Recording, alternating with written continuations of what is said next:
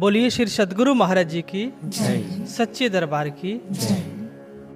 भगवत प्रेमियों, जब भी एक भक्त भक्ति के मार्ग पर आगे बढ़ता है तो इस मार्ग पर आगे बढ़ते हुए गुरुदेव की कृपा से उसके जीवन में बहुत सारी सांसारिक उपलब्धियां या फिर आध्यात्मिक उपलब्धियां प्राप्त होती है। और ऐसी परिस्थितियों में अक्सर होता यह है कि भक्त उन उपलब्धियों को प्राप्त करके और ये सोचने लगता है कि शायद ये मेरे पुरुषार्थ का फल है, शायद ये जो मैंने मेहनत की है, शायद जो मैंने इतनी भक्ति की है इसलिए ये उपलब्धि मिली है। और उन उपलब्धियों को प्राप्त करके वो आत्मश्लाघा से घिर जाता है, वो आत्ममुग्ध बन जाता है और गुरुदेव के उस पवित्र कृपा को वो भूल जाता है। और जब भक्त उनकी कृपा को भूलता है तो उसका हाल वैसा ही होता है जैसे एक पेड़ है, वो अगर नदी किनारे खड़ा होकर और सिर्फ उन तिनकों को देखे जो नदी में बह रही है और इस आत्मश्लाघा में रहे कि शायद ये नदी मेरा कुछ भी नहीं बिगाड़ पाएगी, लेकिन वो अपनी जड़ों की तरफ अगर ध्यान नहीं देगा तो आने वाले समय में वो नदियां जो तिनकों को बहा रही हैं उस पेड़ को भी बहा डालेगी।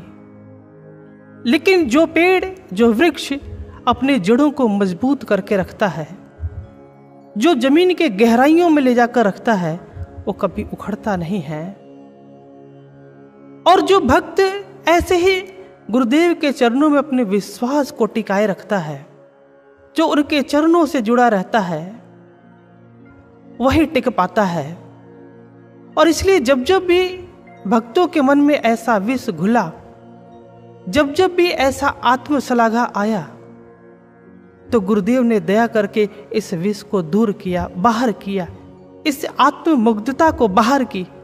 ऐसे ही एक घटना आती है कि जब एक भक्त जो गुरु महाराज जी की कृपा से उनके आदेशानुसार अपने दिन के प्रत्येक दिनचर्या को गुरु महाराज जी की आज्ञा अनुसार पूरा किया करते थे, लेकिन ऐसा करते हुए उनके मन के अंदर भी ये भाव उत्पन्न होने लगा कि शायद मैं एक विशेष व्यक्ति हूँ, ये गुरु महाराज जी कृपा करते हैं, दया करते हैं और मेरे से विशेष प्रेम करते हैं क्योंकि मैं उनके नियमों का पालन करता हूँ। और ये बात जब एक गुरु भाई को वो बता रहे होते हैं कि मेरे से तो गुरु महाराज जी विशेष प्रेम करते हैं कारण कि मैं उनकी आज्ञाओं का पालन करता हूँ, मैं उन दिनचर्या का पालन करता हूँ जो गुरु महाराज जी ने मुझे बताया है। लेकिन ये बात उस गुरु भाई को बोलते हुए उनके अंदर जो छिपा हुआ अभिमान है, जो आत्ममुग्धता है, जो आत्मश्लाघा है, खुद को बड़ा करने का, वो धीरे धीरे पनपने लगता है। लेकिन जैसे ही ये विष अंदर पैदा होता है, गुरु विचलित हो जाता है। गुरु महाराज जी ने उस भाई को बुलाया और महाराज जी ने कहा कि गुरु तो निरंतर कृपा करता रहता है, लेकिन एक घड़ा ये सोचे कि अगर वो सीधा खड़ा है, उसका मुख आसमान की तरफ है, इसलिए बारिश हो रही है, तो ये उसका भ्रम है। कारण कि घड़ा उल्टा रहेगा तो भी बारिश होगी, क्योंकि ये बारिश की प्रवृत्ति है। गुरु महाराज जी कहते हैं कि अगर कोई इस मार्ग पर चल रहा तो उसे ये सोचना चाहिए कि गुरु चला रहा। अगर कोई नियम का पालन कर रहा, अगर वो इससे गुजर रहा तो ये सोचना चाहिए कि गुरु उसको गुजार रहा। आत्ममुक्तता से जब भक्त घिर जाता है या कोई भी व्यक्ति घिर जाता है तो आज के जो मॉडर्न सोसाइटी है, आज के समाज में इसी को पिंक ब्लूम सिंड्रोम के नाम से बोला गया या फिर पिंक ब्लूम स्टेट के नाम से बोला गया। ये एक ऐसा मन की अवस्था है कि जब व्यक्ति इस अवस्था पर पहुंच करके और हर परिस्थितियों को अपने अनुकूल देखना चाहता है, वो अपने अनुकूल उसको समझना चाहता है, वो वही चाहता है जो उसका मन करे, वो वही देखना चाहता है और इसके विपरीत पहलू को वो देखना नहीं चाहता और ना ही वो समझना चाहता है। और ये शब्द भी एक बहुत रोचक घटना से बाहर आई। क्योंकि एक पौधा है रेड कबाम्बा, ये एक एक्वेरियम प्लांट है। आप इसको किसी वाटर बॉडीज में आप डाल दो तो ये बहुत जल्दी थ्राइव करता है, बहुत जल्दी फलता फूलता है, और इतनी जल्दी ये फैल जाता है उस तालाब में कि हर तरफ आपको गुलाबी चादर दिखेगी। जब भी कोई व्यक्ति इसको देखता है तो वो मंत्रमुग्ध हो जाएगा, कारण कि इसकी सुनहरी पत्तियां और गुलाबी पंखुड़ियां हर किसी को मंत्रमुग्ध कर देती है। लेकिन इस सुंदरता के पीछे जो विघटनकारी जो तत्व छिपा है, जो कारण जो कार्य कर रहा है, वो एक साधारण व्यक्ति नहीं देख पाता है। इसके पीछे जो एक विघटनकारी तत्व काम कर रहा वो है कि जब ये पौधा जब ये फलता फूलता है तो इसके जितने भी आसपास के पौधे हैं उन सभी के न्यूट्रिशन को ये हार्नेस कर लेता है और उन पौधों को वो समाप्त कर देता है। लेकिन जब ये उस न्यूट्रिशन को ग्रहण करता है तो इसके अंदर भी न्यूट्रिशन का ओवरलोड होने के कारण म्यूसिलेज ये रिलीज करने लगता है, एक स्लज पैदा करने लगता है, और उस स्लज के द्वारा उस वाटर बॉडीज में लो ऑक्सीजन कंडीशन पैदा हो जाता है और अन्य सभी जीव जंतु मारे जाते हैं। और फिर क्या होता है कि ये पौधा अकेले ही उस पानी में रहता है। लेकिन यहां से भी ये बात खत्म नहीं होती। कुछ समय उपरांत अत्यधिक मात्रा में न्यूट्रिशन बढ़ने के कारण ये अपने ही सजातीय पौधे हैं, होमोजीनियस प्लांट है, उनको भी ये समाप्त करने लगता है, उनको भी ये मारने लगता है और अपने आप को भी अंदर से ये विघटन करने लगता है। और इसलिए इसको कहा गया कि पिंक ब्लूम सिंड्रोम, जो आसपास के पौधों को तो समाप्त करता ही है, वो स्वयं को भी समाप्त करने लगता है। और ऐसे ही जब भक्त भी जब आत्मशलाघा से घिर जाता है, जब वो स्वयं को विशेष समझने लगता है, तो उसके पुण्य कर्म भी उसको विघटित करने लगते हैं, उसका पतन करने लगते हैं। ठीक उस पतवार की तरह जो अपने ही नाव पर जब बोझ बन जाए तो उस नाव का डूबना निश्चित है। कि जब हमारे पुण्य कर्मों के अंदर भी ये आत्मशलाघा का विष जब घुल जाए तो वो पुण्य भी हमारे पुण्य नहीं रह जाते, फिर वो शिष्य भी पतन की राह पर चल पड़ता है। कारण कि गुरु महाराज जी ने अभी अध्यात्म का सत्य हमें दिखाया है, अभी मंजिल नहीं मिली है, अभी गुरुदेव ने हमें क्षितिज दिखाई है, शिखर तक पहुंचना बाकी है। लेकिन इस मार्ग को प्राप्त करने के बाद, थोड़ी उपलब्धियां प्राप्त करने के बाद हमें ये लगने लगता है कि शायद हमने शिखर को छू ली है, शायद हमने मंजिल को पा लिया है। और यही कारण है कि हम भ्रम में रहते हैं और अपना नुकसान करते हैं। और यही इतिहास में एक बार एक घटना घटी महात्मा बुद्ध के शिष्य चेरे के साथ। चेरे जब देश विदेश में प्रचार करने जाता है तो उसकी वाक्पटुता के कारण, उसके विचारों के कारण बहुत सारे लोग उससे प्रभावित होने लगते हैं और बहुत सारे लोग उसको मान सम्मान और सत्कार देने लगते हैं। चेरे को लगता है कि शायद मेरे अंदर कोई विशेष गुण है, इसलिए मेरी बातों को लोग मंत्र की तरह ग्रहण करते हैं, मेरा कितना सम्मान करते हैं, शायद मैं कोई विशेष व्यक्ति हूं। और उसके अंदर ये आत्ममुग्धता भर जाती है कि अगर मैं चाहूं तो तथागत के चरणों में हजारों लोगों को जोड़ सकता हूं, हजारों लोगों को ज्ञान दिला सकता हूं। और इसी भाव से वो भ्रमित हो गया। और बहुत समय के बाद जब वो आश्रम आता है जेतवन में, तो वहां के कार्यभार अनाथ पिंडक संभाल रहे थे। वहां पर पहुंचकर एक दिन विश्राम करने के बाद अनाथ पिंडक ने उनसे कहा कि आपकी एक सेवा है और आपने जंगल से लकड़ियां काट करके लानी है। और जैसे ही चेरे ने इस बात को सुना कि मुझे लकड़ियां काटने को भेजी जा रही हैं, तो अंदर जो उसका अभिमान पल रहा था, जो अंदर वो आत्ममुग्धता से घिरा हुआ था, अचानक वो धरातल पे चला आता है। अचानक जैसे किसी ने कंकर मार दी हो। और उस वक्त चेरे अत्यंत क्रोधित हो जाता है और क्रोध के अंदर वो सोचता है कि बताओ, मैं इतनी दूर से यहां आया, आश्रम में आया, बाहर मेरा कितना सम्मान होता है, लोग मेरा कितना सत्कार करते हैं, और यहां आने के बाद इस अनाथ पिंडक ने, जिन हाथों में लोग फूल थमाते, इसने कुल्हाड़ी पकड़ा दी। इसको तो समझ नहीं है, इसको तो पता ही नहीं है कि इसके साथ क्या व्यवहार करना चाहिए। इसने तो मेरा अपमान कर दिया। आज चेरे इस आत्म प्रवंचना में घिरा हुआ है, वो स्वयं को विशेष समझता चला जा रहा है, और मन के अंदर ऐसी उबाले पैदा होने लगी कि वहां से उठ करके वो बाहर चला जाता है। आज चेहरे के साथ ये हालात क्यों हो रहा? क्योंकि अपने अंदर वो विष को उसने पलने दिया, वो बढ़ने दिया, समय पर उसका सुधार नहीं किया, उसका निवारण नहीं किया। और कबीर कहते हैं, वो चेतावनी देते हैं कि कबीर गर्व न कीजिए, कबहु न हंसिए कोई।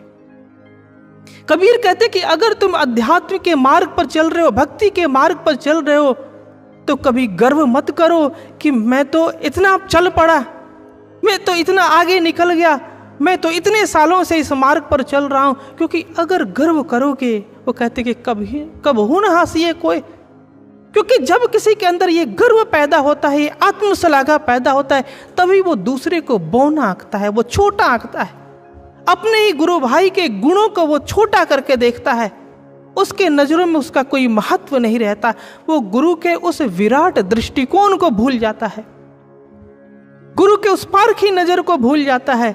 कई बार आप लोगों ने देखा या सुना होगा कि गुरु महाराज जी के समक्ष जब कोई बात जाती थी, किसी की शिकायत जाती थी, तो महाराज जी काफी देर बातों को सुनकर उसको समझाया करते थे, और अंत में महाराज जी जाते हुए उसके किसी न किसी गुण की तारीफ करते थे। अंत में महाराज जी कहते, अरे ये तो गाता बहुत अच्छा है। कारण कि महाराज जी ये समझाना चाहते हैं कि इसके अंदर हजारों अवगुण हैं, लेकिन उन हजारों अवगुणों में से गुरु एक गुण ढूंढता है। अगर उसके अंदर कोई गुण ना भी हो तो भी अपनी तरफ से एक गुण डाल देता है कि उसको एक माध्यम बना करके, उसको एक आधार बनाकर इसका कल्याण किया जाए। क्योंकि उसकी नजरों में, उसकी नजरें कल्याणकारी हैं, वो सबको कल्याण की भाव से दिखती हैं। और जब तक गुरु की नजर सेवक में नहीं बनेगी, जब तक वो दूसरों को नीचा आंकेगा, वो बढ़ नहीं पाएगा। और यही बीमारी, पिंक ब्लूम सिंड्रोम की ये बीमारी आज चेहरे के अंदर हो गई है, जो अपने ही गुरु भाई अनाथ पिंडक को बहुत छोटा करके आंक रहा। कबीर जी चेतावनी देते हैं कि ऐसा व्यक्ति संभल कर रहे, क्योंकि अजहू नाव समुद्र में ना जाने क्या होए। कबीर कहते हैं कि भ्रम में मत पड़ो, क्योंकि अभी भी नौका समुद्र में है और तुम्हारी औकात सिर्फ एक मुसाफिर की है। तुम्हें किनारा नहीं मिला है, तुम सिर्फ अभी एक मुसाफिर हो। तुम गफलत में ना पड़ो, बेपरवाह मत हो, क्योंकि ये नाव कभी भी तूफान में घिर सकती है, कभी भी ये डूब सकती है। अगर सतर्क नहीं रहे, अगर किनारों की तरफ ध्यान नहीं दी, अगर क्षितिज को नहीं ढूंढा और इस नौका में ही भटकते रहे, तो कहीं ना कहीं जरूर डूबोगे। इसलिए इसको सही दिशा दो। कबीर दास जी इस चेतावनी देते हैं। लेकिन आज चेरे ने उसको, अपने नौका को सही दिशा नहीं दी, उसको बस उसी आत्ममुक्तता के उस सागर में वो भटका रहा। उसको मन के अंदर अनेकों शिकायतों को लेकर के, और वो चल पड़ता है बुद्ध के पास शिकायत लगाने के लिए कि इसने मेरा अपमान किया, मेरा सम्मान नहीं की, इसने मेरी लकड़ी काटने में सेवा लगा दी।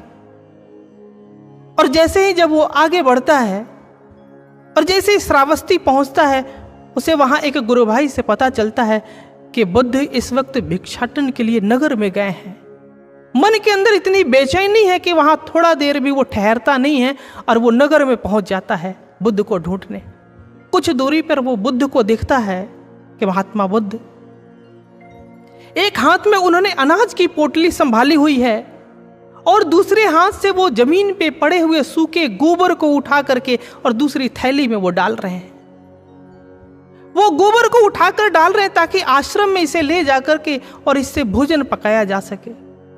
जैसे ही चेहरे इस दृश्य को देखता है, वो आत्मग्लानि से भर जाता है। उसके अंदर ये भाव उठने लगते हैं कि आज संसार का नियंता, आज ईश्वर अपने ईश्वरत्व को भूल करके आज इस जमीन पर गोबर उठा रहा। और कहां मैं इस तुच्छ आत्मश्लाघा से घिरा हुआ हूं। आज वो आत्मग्लानि से भरा हुआ है, लेकिन इतनी भी हिम्मत नहीं हो रही कि वो बुद्ध के चरणों में जा करके और वो क्षमा मांग सके।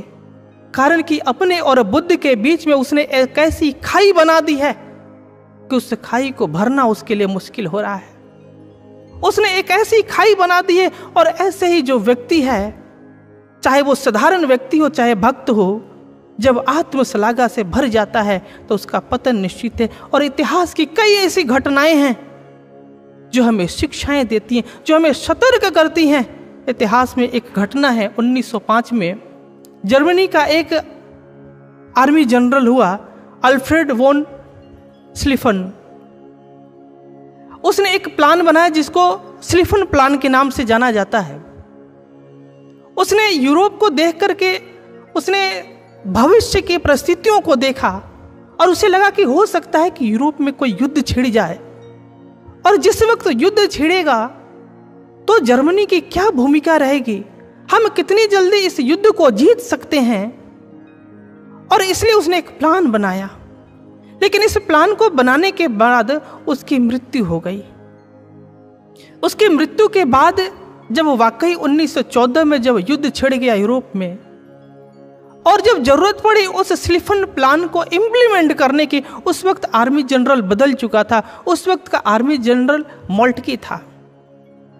चूंकि स्लीफन ने फ्रांस की सारी ज्योग्राफी को समझ करके उस प्लान को बनाया था, उसको पता था कि अगर मैं सीधे पेरिस पे हमला करूंगा तो उसके आसपास बहुत सारी नदियां हैं जो उसकी नेचुरल बॉर्डर बनाती हैं।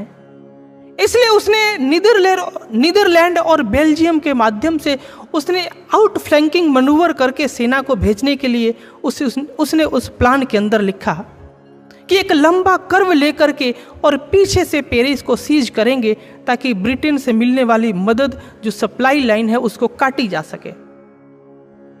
लेकिन उसके इस दस्तावेज में छेड़छाड़ करके मोल्टकी ने अपने आप को यूरोप के हीरो सिद्ध करने के लिए आत्मश्लाघा से भरकर, पिंक ब्लूम सिंड्रोम से ग्रसित होकर के अपने आप को आगे रखने के लिए आत्मश्लाघा से भर करके उसने उसके अंदर छेड़खानी की, और वो जो लंबा कर्व था उसको उसने छोटा कर दिया। उसके मन में ये विचार था कि मैं जल्दबाजी में अटैक करूं और इस युद्ध को मैं जीत जाऊं और सबके नजरों में आ जाऊं, मैं सबका हीरो बन जाऊं। इसने उसने जल्दबाजी की और उसने उस कर्व को छोटा करके, और वो भूल गया कि पेरिस के आसपास कितनी नदियां हैं जो उसको सुरक्षा देती हैं। और जैसे ही कर्व छोटा करके और सेना को लेकर के आगे बढ़ा, वैसे ही पेरिस से 48 किलोमीटर दूर मार्निन रिवर के पास उसकी सेना फंस गई, ट्रेंच वॉर एट्रिशन में फंस गई, और आने वाले 4 साल तक सेना वहीं फंसी रही। हजारों लोग मरे, और सिर्फ एक गलती के कारण, इस एक आत्मश्लाघा के कारण, सिर्फ एक जल्दबाजी के कारण इस पूरे युद्ध को जर्मनी हार गया, जो ऐसा लग रहा था कि वो जीत जाएगा। एक व्यक्ति के गलती के कारण। जब भी कोई व्यक्ति आत्मश्लाघा से भर जाता है तो ये आत्मश्लाघा एक ऐसा अजगर है कि जो इसे पालता है वो उसे ही निगल डालता है। ब्रिटेन की एक घटना है कि एक व्यक्ति ने अजगर को पाला था। बहुत छोटा जब था वो अजगर, उसको उसने पाला, लेकिन जब वो बड़ा हुआ तो अचानक उसका व्यवहार बदल गया, उसने खाना पीना सब बंद कर दिया। तो उस व्यक्ति को लगा कि शायद ये बीमार हो गया है, तो एक डॉक्टर के पास ले गया, और वो कहता है कि ये इस अजगर को जिसको मैंने पाला है, ये कुछ दिनों से भोजन नहीं कर रहा है। डॉक्टर ने उसको देखा और उससे पूछता है कि ये बताओ कि ये सोता कहां है। तो व्यक्ति कहता है कि मेरे पास ही सोता है। तो पूछता है कि क्या ये रात को अपने शरीर को स्ट्रेच करता है, क्या वो लंबाई और चौड़ाई में खुद को खींचता है?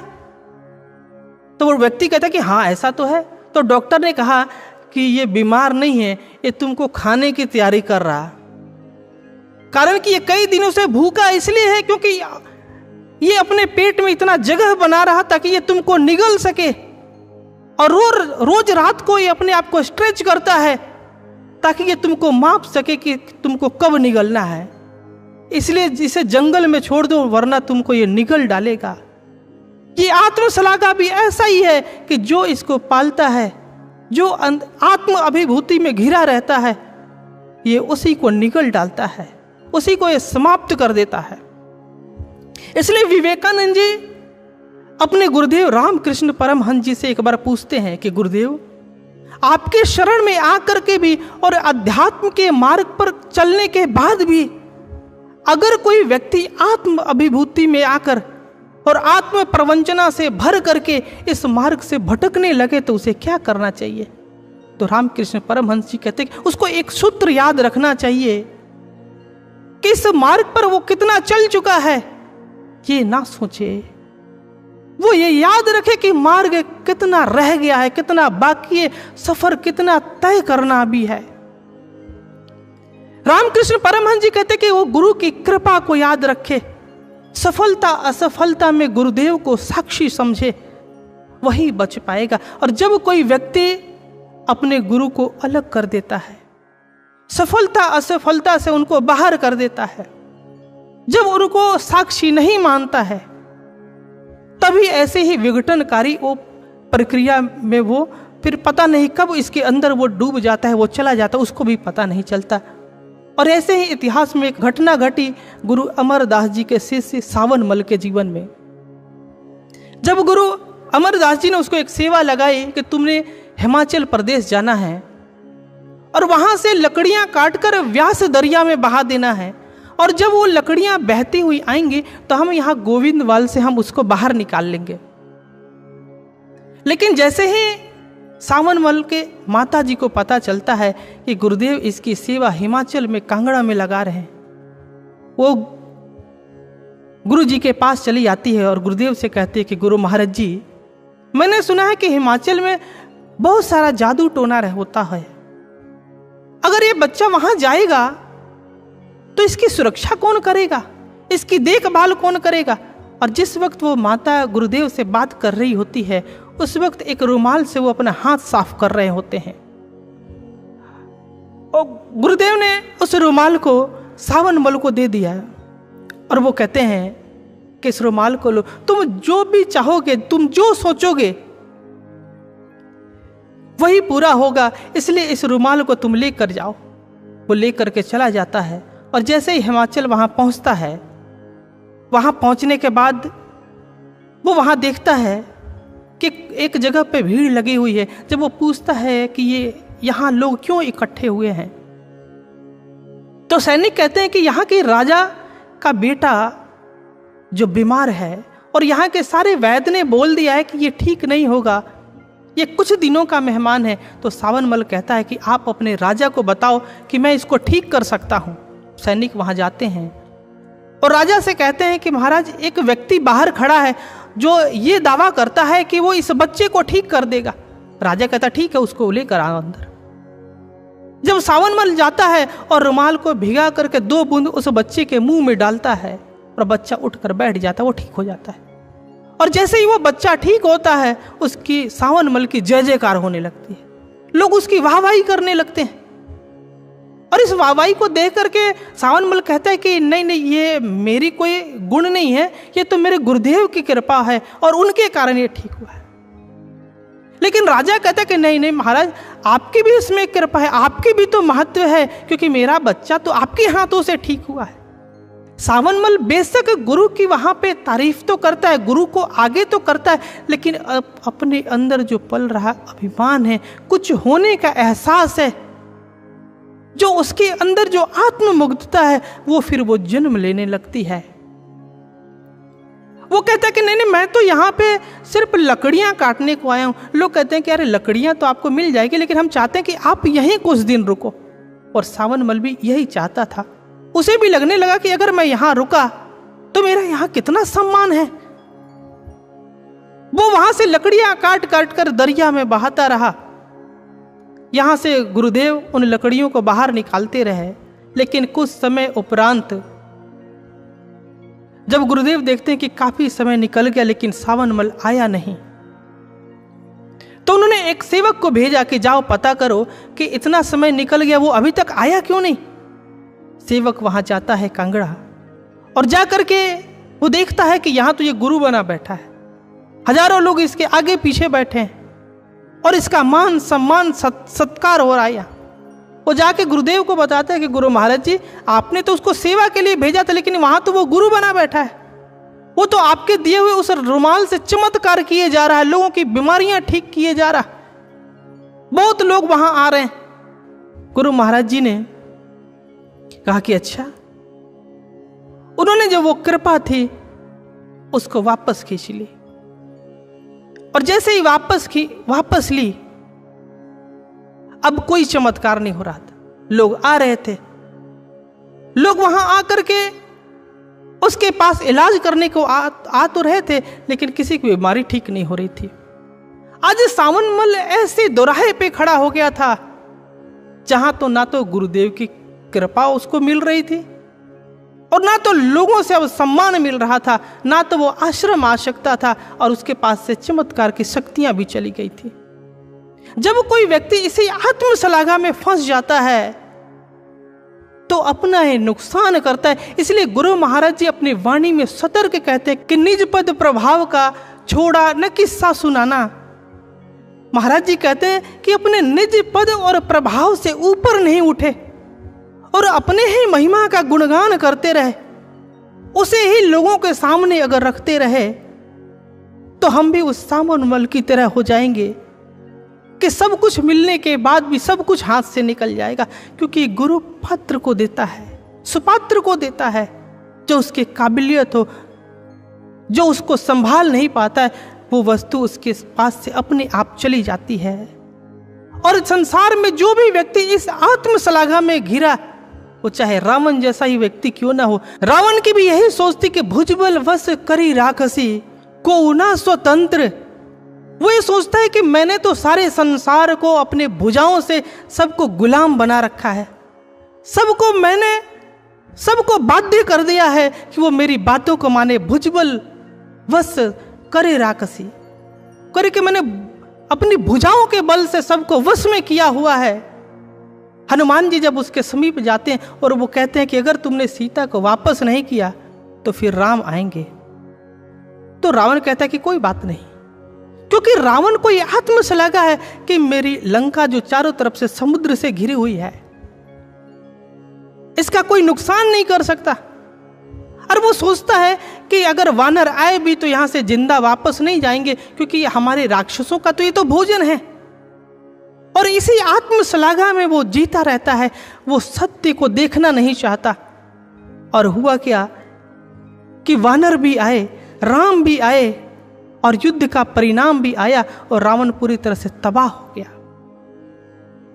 संसार में कोई भी व्यक्ति हो, अगर वो आत्मशलाघा से भर जाता है तो उसका तबाह होना निश्चित है।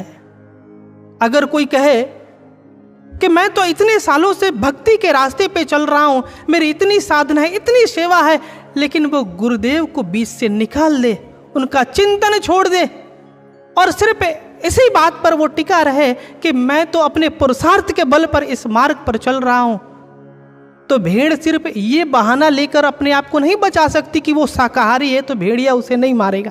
कबीर कहते कि भेड़ अगर ये सोचे कि मेरा भेड़िए के साथ क्या विवाद, लेकिन भेड़िया ये नहीं सोचेगा, वो उसे मार डालेगा।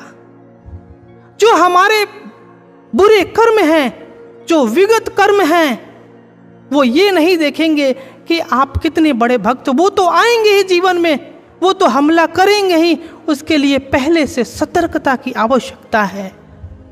और भक्त पहले से सतर्क रहता है, और जो सतर्कता को नहीं दिखाता है वही गलती करता है। और यही गलती हुई अर्जुन के साथ।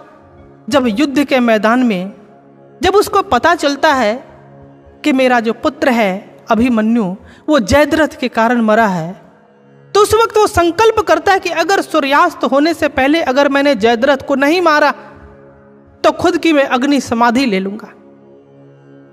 अगले दिन जब युद्ध आरंभ होता है तो द्रोणाचार्य जी वो जानबूझकर कमल व्यूह की रचना करते हैं और उसके अंदर जयद्रथ को कहीं छिपा देते हैं और बहुत सारे महारथियों को सामने खड़ा कर देते हैं उसकी सुरक्षा में। सुबह से अर्जुन युद्ध कर रहा है, शाम होने को आई भगवान कृष्ण एक समय उसके रथ से उतरकर खड़े हो जाते हैं। अर्जुन जब कृष्ण के ऐसे व्यवहार को देखता है तो उनसे कहता है कि केशव, आपने तो कहा था कि आप हमेशा मेरा साथ दोगे। आज जब आपकी मुझे बहुत आवश्यकता है, आज जब जीवन मौत से टकराने वाली है, तो ऐसी परिस्थितियों में आपने मेरा साथ क्यों छोड़ दिया? आप मुझसे अलग क्यों हो गए? कृष्ण कहते कि साथ मैंने नहीं छोड़ा है, तुमने मेरा साथ छोड़ दिया है। तुम्हारा एक तरफ ध्यान सूर्य की तरफ है और दूसरा जयद्रथ की तरफ है, बीच से तो तुमने मुझे निकाल ही दिया है। मेरे तरफ तो तुम्हारा ध्यान ही नहीं है, इसलिए तुम्हारा निशाना चूक रहा है, इसलिए लक्ष्य तुमसे दूर होता चला जा रहा है। आज हमारा निशाना क्यों चूक रहा है? आज हमारा ध्यान क्यों भटक रहा है? आज हमारा लक्ष्य क्यों विचलित होता जा रहा है? क्योंकि हमने बीच से उसको निकाल दिया है। और यही कारण है कि हम विचलित होते चले जा रहे हैं। और जब कोई भक्त अपने ही आराध्य को बीच से निकाल देता है तो लक्ष्य और उससे दूर हो जाता है। भगवान कृष्ण कहते हैं कि अगर तुमने प्रतिज्ञा नहीं ली होती तो ये जयद्रथ अब तक मारा जा चुका होता। कृष्ण कहते हैं कि तुम्हें तो निमित्त मात्र बनना था, क्योंकि मैंने सबसे पहले तुम्हें यही कहा था कि पूर्वमेव निमित्त मात्र भव सव्यसाचिन। कृष्ण कहते हैं कि इस भक्ति के मार्ग पर बढ़ने का एक पहला सूत्र है, और वो है पूर्वमेव। सबसे पहला है कि निमित्त मात्र भव, कि अपने आराध्य का निमित्त बनो, अपने साध्य का साधन बनो। लेकिन जब कोई साध्य का साधन ना बन के स्वयं साध्य बनने लगे, स्वयं जब निर्माता बनने लगे, जब स्वयं नियंता बनने लगे, तभी वो धोखा खाता है। अर्जुन ऐसे ही धोखा खा रहा, और आज हम भी इसलिए धोखा खाते हैं क्योंकि हम स्वयं को कुछ विशेष समझने लगते हैं। भगवान कृष्ण कहते हैं कि युद्ध तो तुम्हें जीतना ही है, लेकिन तुम इस वक्त भ्रमित हो गए हो कि युद्ध तो मेरा है। और क्योंकि युद्ध के समाप्ति के बाद भी जब वेद व्यास जी भगवान कृष्ण से कहते हैं कि केशव आपने अच्छा नहीं किया, तो भगवान कृष्ण कहते हैं कि क्या अच्छा नहीं किया? वेद व्यास जी कहते हैं कि यही कि आपने पांडवों का साथ दिया और कौरवों का विनष्ट कर दिया। आपने युद्ध में पांडवों का साथ क्यों दिया? तो भगवान कृष्ण कहते हैं कि मुनिवर, आपको भ्रम है। ये युद्ध पांडवों का कब था? ये युद्ध तो मेरा था, और मैं पांडवों का साथ नहीं दे रहा था, पांडव मेरा साथ दे रहे थे। वो नहीं भी लड़ते तो मैं इस युद्ध को लड़ता। मैं तो धर्म के साथ रहता हूं, धर्म मेरा उद्देश्य है और इसको तो मैं ही लड़ रहा हूं। पांडवों ने मेरा साथ दिया, इसलिए मैंने उनको श्रेय दिया। ये युद्ध स्वयं उस नियंता का है, उस प्रभु का है। वो स्वयं आगे बढ़ रहा है, और जब स्वयं वो नेतृत्व कर रहा है तो हमें विचलित होने की क्या आवश्यकता है? हमें बस पीछे खड़े रहने की आवश्यकता है। अर्जुन की तरह अगर हम साथ में खड़े नहीं रहे तभी हम विचलित होते हैं, तभी हम भटकते हैं। महापुरुष समझाते हैं कि अगर तुम्हारा नेतृत्व करता अगर सक्षम है तो बस तुम्हें उसका साथ देने की आवश्यकता है। आत्मश्लाघा में भर करके प्रतिज्ञा करने की आवश्यकता नहीं है, क्योंकि युद्ध तो उसने जीतना ही है। ये हमेशा से होता रहा है। समय बदल जाता है, युग बदल जाते हैं, मंच बदल जाता है, किरदार बदल जाते हैं, लेकिन युद्ध चलता रहता है। ये युद्ध चलता रहता है। हमेशा वो अवतार आता है और किसी ना किसी रूप में अपने युद्ध को वो आरंभ करता है। आज अज्ञानता के खिलाफ ये युद्ध चल रहा। इसमें हर एक अर्जुन को सोचना है कि उसका किरदार क्या है, उसका महत्व क्या है। आज हजारों अर्जुन कृष्ण के पीछे खड़े हैं, हजारों ऐसे भी हैं जो बीच से उनको निकाल करके अपने लक्ष्य से विचलित भी हो रहे हैं, और हजारों ऐसे युयुत्सु भी हैं जो अपने निष्ठा को बदल करके धर्म के शरण में आ रहे हैं, जो कृष्ण के पीछे खड़े हैं, जो अपने नेतृत्वकर्ता के साथ खड़े हैं। वही मंजिल को पाएंगे, वही लक्ष्य को जीत पाएंगे, वही आगे बढ़ पाएंगे और वही सफल हो पाएंगे। आज भी ये युद्ध चल रहा है। हमें समझना है कि हमारा किरदार कहाँ है, हमारी भूमिका इसमें कहाँ है, हमें तय करना है। आज गुरु महाराज जी के इस मिशन में और हमारी भूमिका क्या होती है ये हम स्वयं तय करें। और आइए इतना ही कहते हुए मैं अपने वाणी को विराम दूंगा। बोलिए श्री सद्गुरु महाराज जी की सच्चे दरबार की जय।